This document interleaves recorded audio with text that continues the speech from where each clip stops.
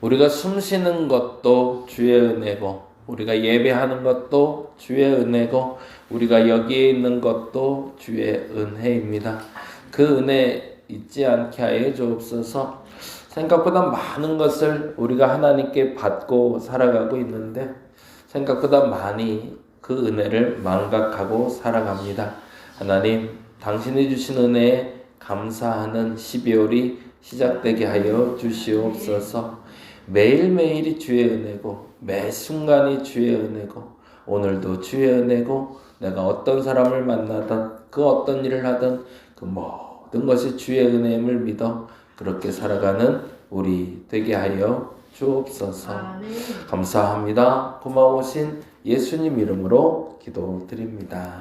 아멘. 아멘. 오늘 말씀은 요한일서 2장 말씀 보는 날입니다. 요한일서 2장 1절에서 6절까지 이렇게 봅니다.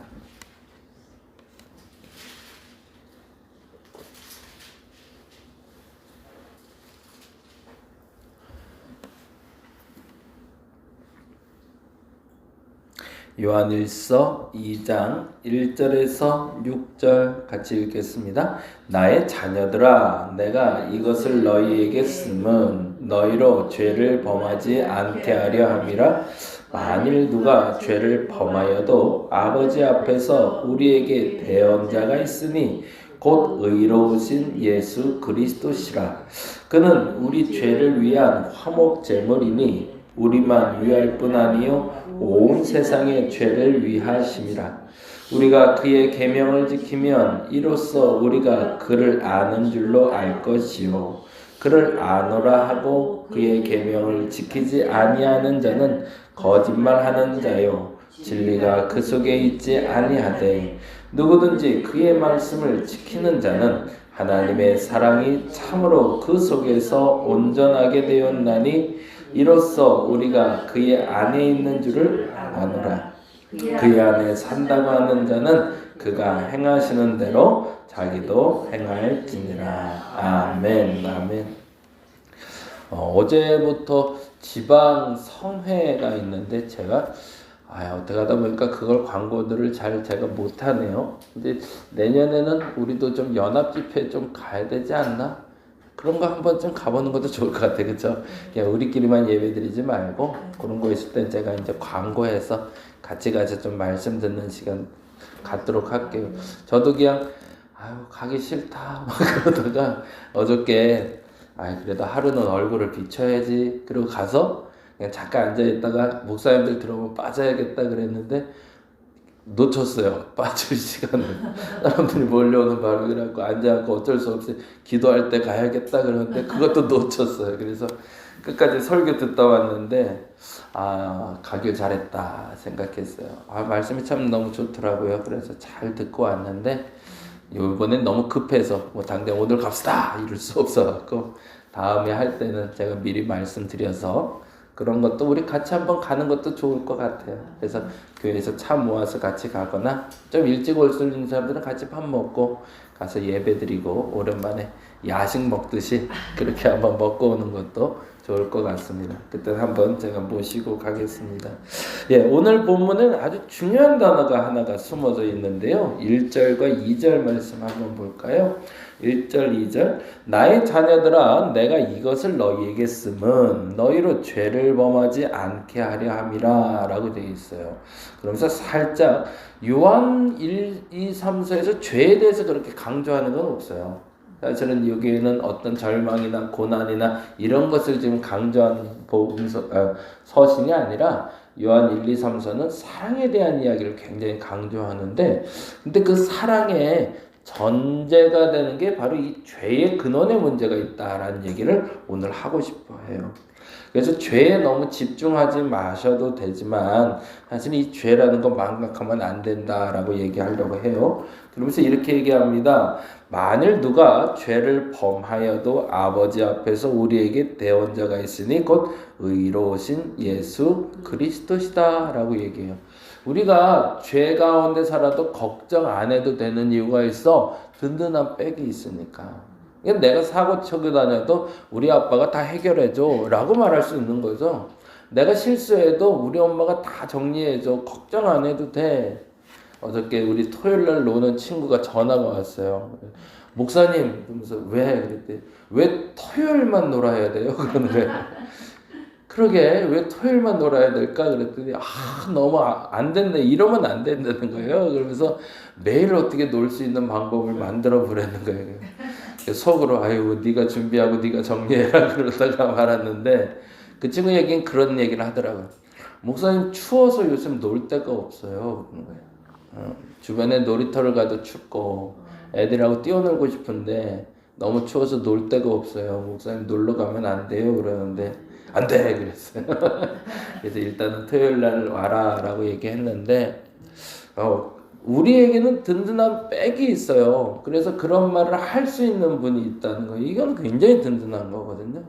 내가 쉬고 싶을 때 그래 쉬어 괜찮어 라고 말하는 분, 너 힘들어? 그래 힘들면 좀 있어도 돼 라고 말하는 분, 그분이 내 곁에 있다는 게 굉장히 중요한 거죠. 근데 더 중요한 게 있는데 그 다음 절이에요. 2절 말씀 보니 이렇게 돼 있죠. 그는 우리 죄를 위한 화목제물, 거기다가 줄 쳐넣죠. 그는 우리 죄를 위한 화목제물. 근데 그 죄가 우리만의 죄가 아니라 다음 절에 보니 뭐라고 되어 있죠? 우리만 위할 뿐 아니요 온 세상의 죄를 위하심이라 라고 되어 있어요. 우리가 이 말에 대해서 조금 오해를 해요. 예수께서 십자가에 달려 돌아가셨다 아멘은 하는데 이게 얼마나 중요한 건지를 잘 모른다는 얘기예요. 무언가가 목숨과 바꿀 만한 일이라면 그건 어떤 일일까요? 엄청나게 무겁고 중요한 일이에요. 혹시 여러분의 목숨과 바꿀 수 있는 게 뭐가 있을까요? 쉽지 않아요. 그렇죠? 전 재산, 내가 전 재산 놔줄게. 네 목숨 나에게 줘. 그래도 줄 수 있는 사람이 있을까요? 못 줘요. 그거 쉬운 일이 아니에요. 네가 원하는 거 다 해줄게. 근데 대신 그 목숨 나한테 줘. 그거 안 되거든요. 근데 예수께서는 어떤 이득을 보기 위해서 자기의 목숨을 내놓은 게 아니라 자기에게 아무 쓸모없는 거, 진짜 우리에게도 쓸모없는 거, 그 죄 때문에 돌아가셨단 말이죠. 근데 예수님의 생명을 거기다 맡기셨다는 건 뭐예요? 그만큼 죄의 무게가 무겁다는 얘기죠. 그거 너희들 알아야 돼 라고 얘기하는 거예요. 예수께서는 우리의 든든한 백이 되셔서 우리의 어떤 일을 겪어도 도와주시고 심져 주시는 분인데, 그리고 우리를 도와주시는 분인데 우리 그거 너무 쉽게 생각하면 안 돼 라는 얘기를 하고 싶은 거예요. 야, 그분이 목숨을 바칠 정도면 너희들 죄가 얼마나 심각한 건지 모르겠냐. 그런데 어떻게 그렇게 살 수 있어? 라는 얘기를 하는 거죠. 우리 윤건사님 늘 표현처럼 이해가 안 된다고. 이해가 안 되는 거예요, 이건. 어떻게 너희들이 그렇게 살 수 있어? 예수께서 그렇게 돌아가셨은 걸 안다면 이렇게 살면 안 되지 라고 얘기하는 거죠. 그러면 어떻게 살아야 될까? 3절에 이렇게 얘기하네요. 뭐라고 되어 있죠? 우리가 그의 계명을 지키면. 계명이라는 건 뭘까요? 율법을 얘기하죠. 그래서 여기서는 한 번 더 그 얘기를 강조하고 있습니다. 유대인들은 율법을 지켜야 구원받는다고 그랬잖아요. 근데 예수 오고 나서는 율법 안 지켜도 된다고 얘기했단 말이에요.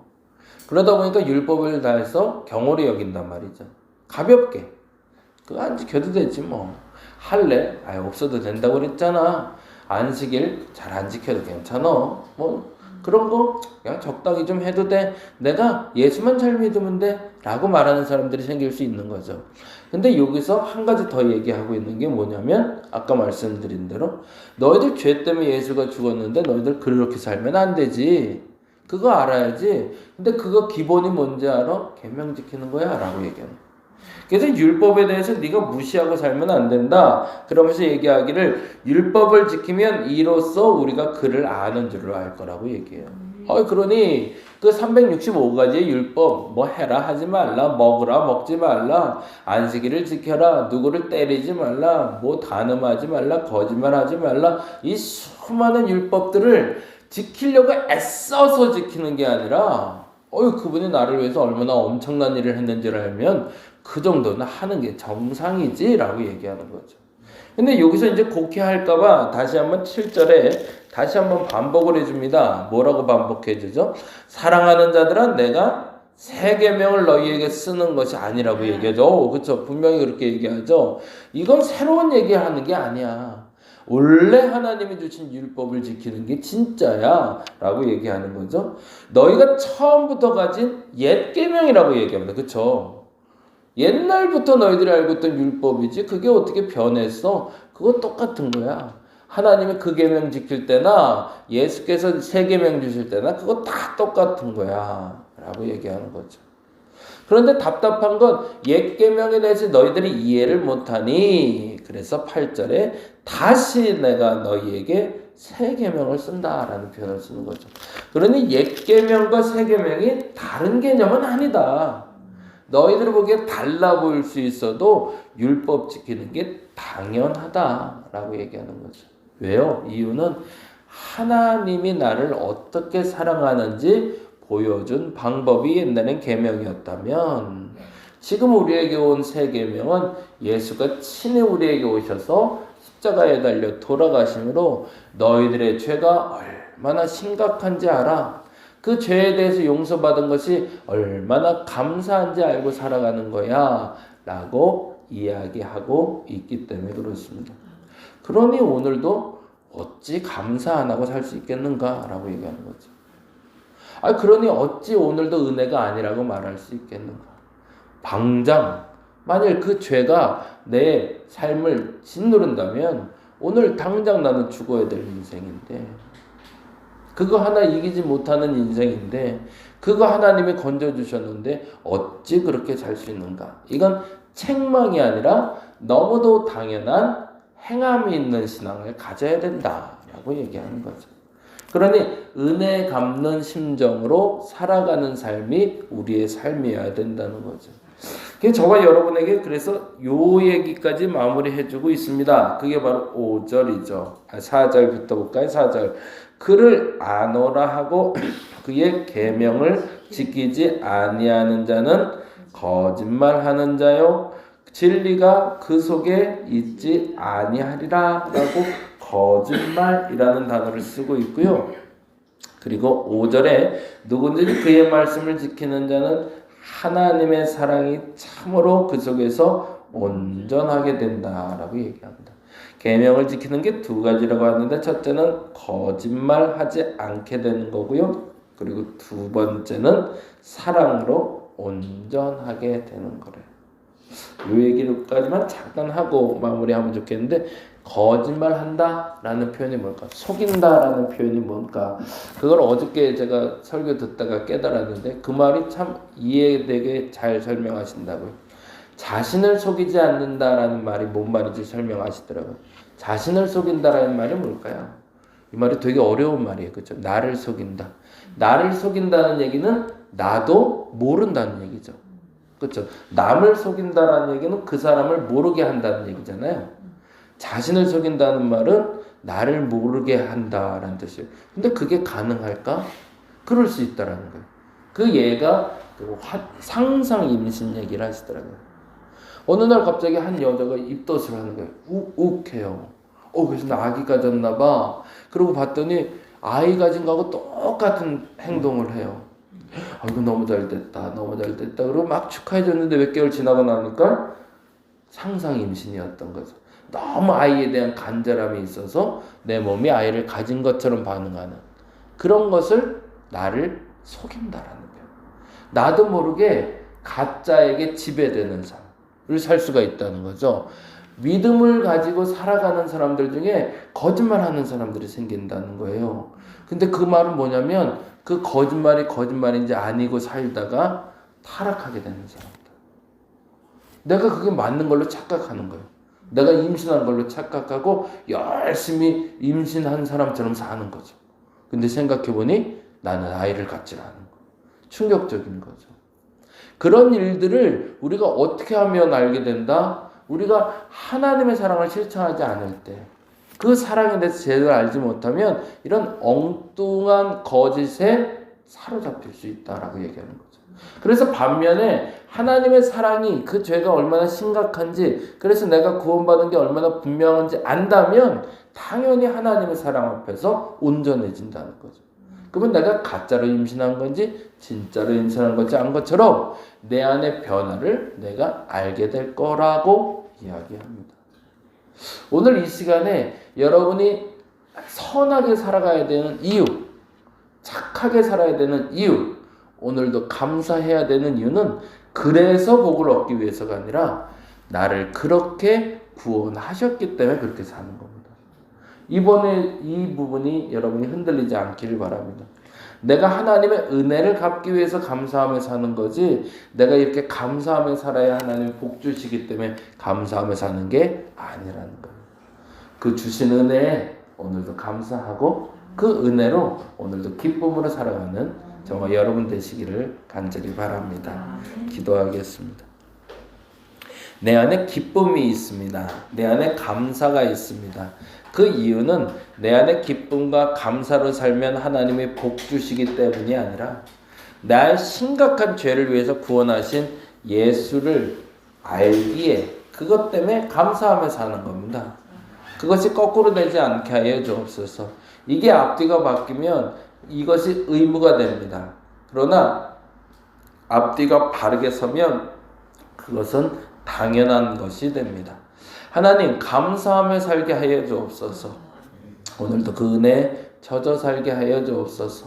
나 같은 죄인도 구원하셨는데, 나 같은 죄인도 구원하신 주님 앞에 그거 하나 안 해줬다고 탓하고 원망하는 어리석음 없게 하여 주옵시고, 나 같은 죄인 구원하신 주님께 오늘도 감사하며 살아가는 한 날 되게 하여 주시옵소서. 감사합니다. 고마우신 예수님 이름으로 기도드립니다. 다 같이 기도하고